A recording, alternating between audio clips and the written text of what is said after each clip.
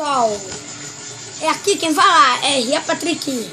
Então, hoje eu vou ensinar vocês a como fazer... Cadê meu celular?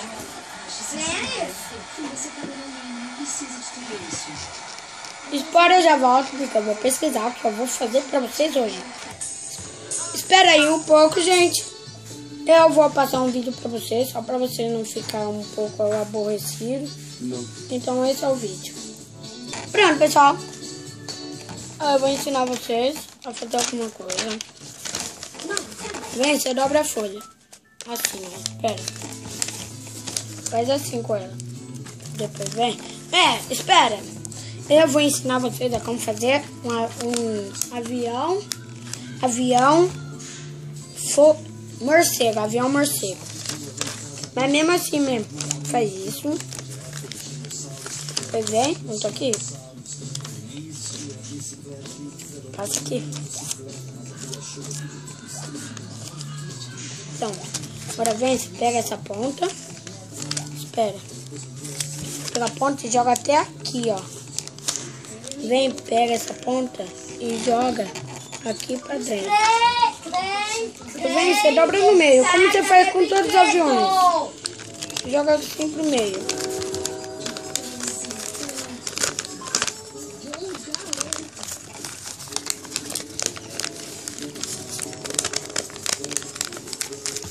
Espera, deixa eu só.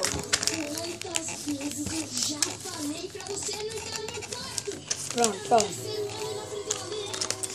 Olha aqui. Não tá assim? Vem, você dobra. Faz assim. E vem, você faz assim. Pega essa.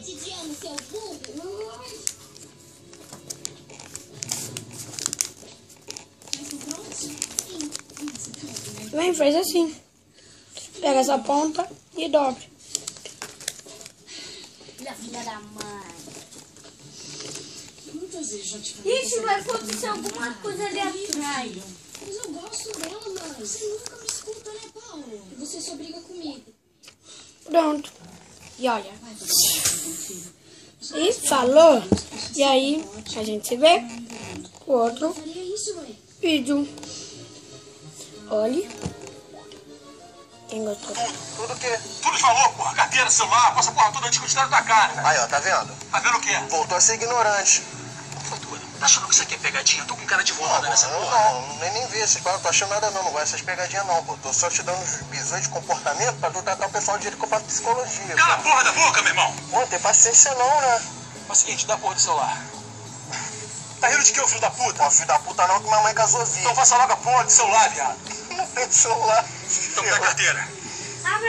Tá rindo de quê, parceiro? Agora vai dizer que não tem carteira também. Claro que eu tenho carteira, pô, tu não tem carteira. Então passa logo a porra da carteira. Deixa a carteira em casa. Tu mora onde? Pegar um braço. É trem de brinquedo?